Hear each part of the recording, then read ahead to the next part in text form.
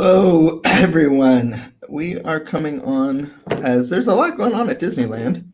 And so we figured we should talk to you about it. So, hi, Tony. Hi. So it was kind of a back-to-back thing. So we're going to talk about what's going on the state level after we talk a little bit about the latest from Disneyland itself, Disneyland proper. So we've all been kind of waiting to find out how they're going to handle the parks reopening on April 30th, and even including Grand Californian opening on April 29th. So what the deal is on April 9th, you can go online to disneyland.com/park updates, which should probably be a link in our story as opposed to just being typed, and check for available days. So based on your ticket type and blackout dates and things like that. Then on the 12th, the park system will open no earlier than 8 a.m. And guests will have, for guests who already have theme park tickets. Could also be later. Yeah, it could be April 14th. And then they can make reservations if they already have tickets. So these are folks that have bought tickets that never got to use them. And then on April 15th, ticket sales will resume and guests will be able to make a reservation. So a couple things here. It's important to note that there's no annual passes anymore. So These are all just guests that have day tickets. So it's kind of funny because the biggest fans don't just have day tickets usually around because they have annual passes. So, it'll be interesting to see how the demand is for people that just happen to have day tickets someplace. One thing is that if you're staying at the Grand Californian and reservations open up on April 15th, they do say before you make your reservation, you should check to make sure you can get in the park because there's not going to be a priority for guests that are staying at Disneyland. You can start contacting Mouse Fan Travel on April 15th too if you're looking, for a date. Once again, they open April 29th in advance of the theme parks opening April 30th. And then finally, dining reservations open April 22nd. Both parks will be open from 9 to 7, and then you'll pick the reservation for the park you want to go to first. And much like Disney World, you can then park hop to other parks starting at 1. Which I thought was cool because that's different than out here because we didn't open with park hopping, and they are. Yeah, and obviously park hopping is a much different animal when you're right across the Esplanade. Yeah. So you could even probably park hop and hop. Yep. So that's how they're going to do the reservations. Jeff's got it right. Certainly not a slow day in California. Any thoughts on this? I'm happy it's here. My happiness comes with the news we're going to talk about here in a minute. So they also announced the attractions that are going to be open. Yes. But to me, it's always more interesting about what's not going to be open. Some of these things are probably capacity related, as in it's probably just with this. As of April 30th, they should be able to be around 25%. So it might not make sense to have the Sailing Ship Columbia and the Mark Twain running. So things like that. But then you also have things like the monorail won't be running, Finding Nemo Submarine Voyage, the Matterhorn bobsleds, obviously Storybook Land, and Astro Blasters. The one that caught me off guard in a good way was Turtle Talk with Crush. Yeah. Which made me, because not only is it a theater show, but it also, as far as I know, they're not going to let people in the emergency exits. So I would assume that means the animation building and lobby would be open too. Which would be the only thing open in the animation building lobby because the Animation Academy and Sorcerer's Workshop will be closed. And obviously the meet and greet. And I think it's still frozen, or it was still frozen. At California Adventure, the Golden Zephyr not running. I think that might have more to do with just being efficient. Are they predicting winds for a while? And then Grizzly River Run, which is interesting to me, I guess, because it's probably not with the capacity. Because Splash is open. Well, yeah, because if you're only letting one party per one of those boats, though, too. Yeah. So. Do you think any of this has to do with... You could probably do, it's just under 15 minutes, but is it worth it? Which one? The Submarine Voyage. Well, it's also that close proximity with the recycled air and everything like that too. So, So, but most things are open. The Rise of the Resistance will have a virtual queue with more information on that coming. But we don't know. Do we think it'll have all the pre-shows? Okay. So that's Disneyland, and there's not a lot of news. It's more about like the dates you got to have on your calendar. Yeah. So as a reminder, on the 9th, you can Friday you can check for reservation. See what you're good for. At no earlier than 8 on the Monday, you can make the reservations. The 15th, you can make hotel reservations as well as buy tickets and make reservations.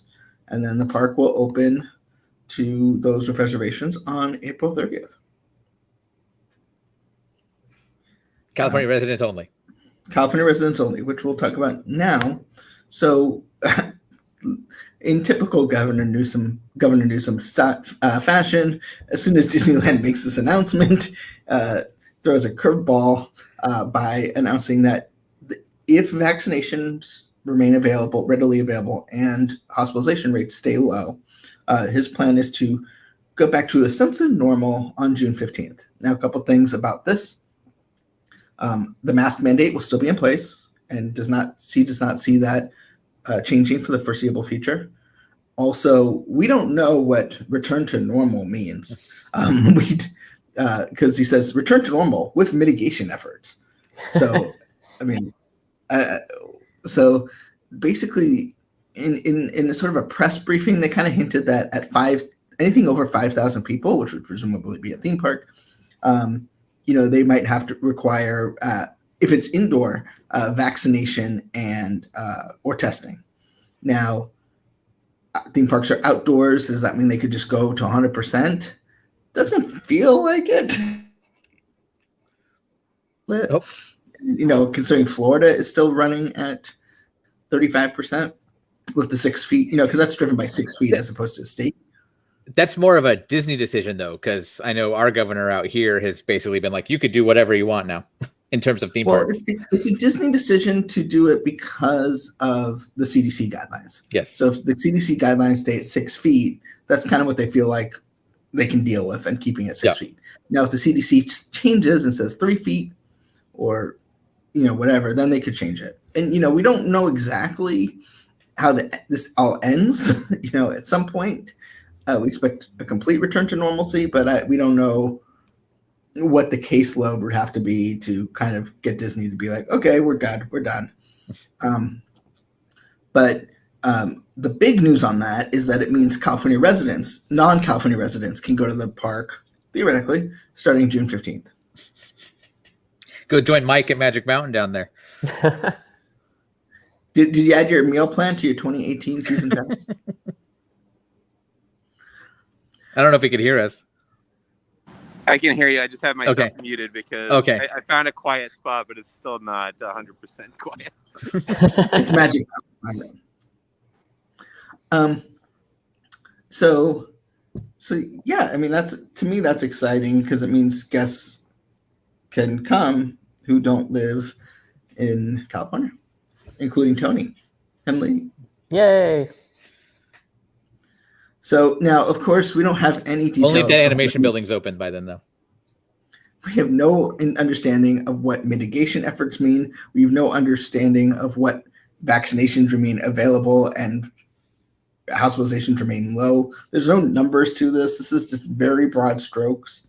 The idea being that if vaccinations become available to everyone, by the time they'll get them and time to get an appointment, hopefully the state is pretty much vaccinated by June 15th. And when I say state, I mean the entire country, because if they're coming from outside, that's what's important. So a lot to unpack, and this comes in advance of Thursday's parks presentation, where they're going to be talking about the future of Disney parks and innovative experiences. So I don't know what that means. Hopefully they do, but it seems like we're starting to look towards the light. That reminds me of those old corporate commercials you would see where you don't know what the company does. Like corporate, innovation, discovery, new product. Cyberdyne. Yeah. What do you think, Tony? If it means I can go back out there, I'm very excited. I want to go home.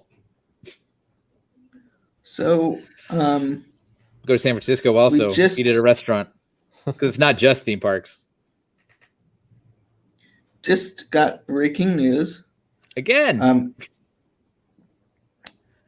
President Biden is moving the date for everyone to be eligible for vaccination. It was May 1st. It's now April 19th. So it's about 2 weeks earlier than the May 1st deadline. So that means effective April 19th, everyone who's biologically able should be able to get vaccinated. Do you think that'll affect Newsom's timeline? Let's see. I don't know. Newsom is not one to stick to his guns, in that things change quite frequently. So I feel like the data is still pretty good for him, just because if someone gets vaccinated right at April 19th, they'd be like quote unquote fully vaccinated by May 11th. So right. It gives him some time. Yeah, and I think it's one thing to make people eligible, it's another thing to make sure they can get it. Yeah. So we will see. I think at least half of us is actually at least 3/4 of us, at least one shot down. So we will get excited. Except now we're reaching into the part where I'm having panic attacks about all the stuff we're going to have to cover because now things are returning to normal. Back to 100%. Just remember, there's that one weekend in June. If I miss, then you won't have me at all ever, because I'll be murdered and dead. Okay. All right. Stay tuned to Laughing Place YouTube to find out if Tony is murdered and dead. Post June. Hey, Mike, what do you think? You're a Disneyland expert.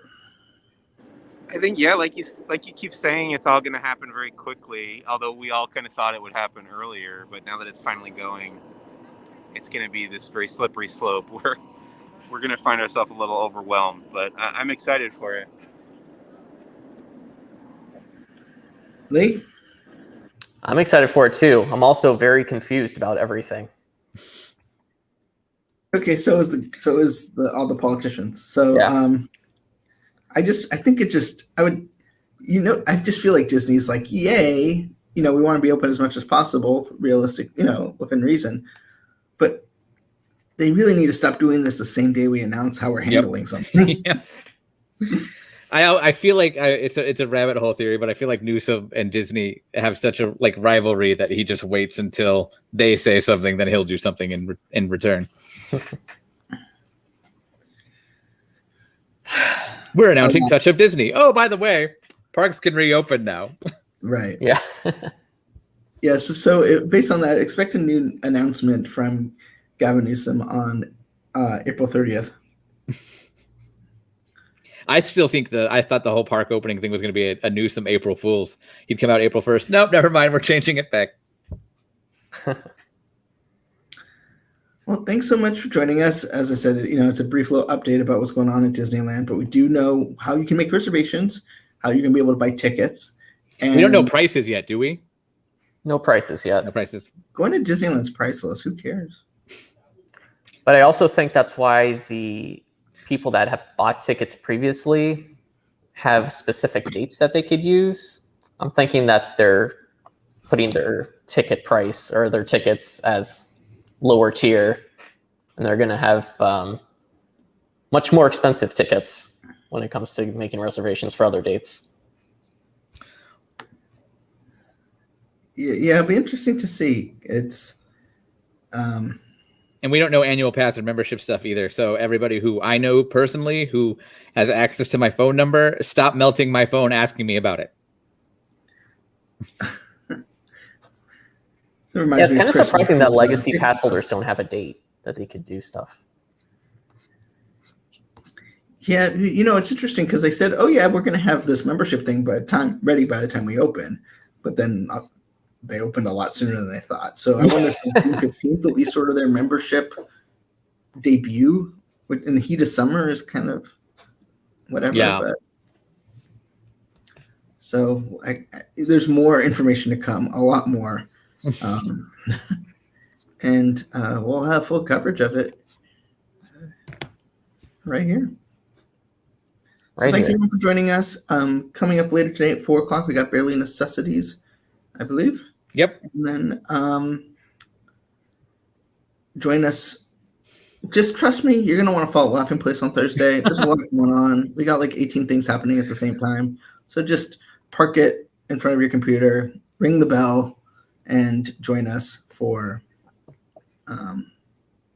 all the fun on Thursday between parks, experiences. Santa Cruz Beach Boardwalk.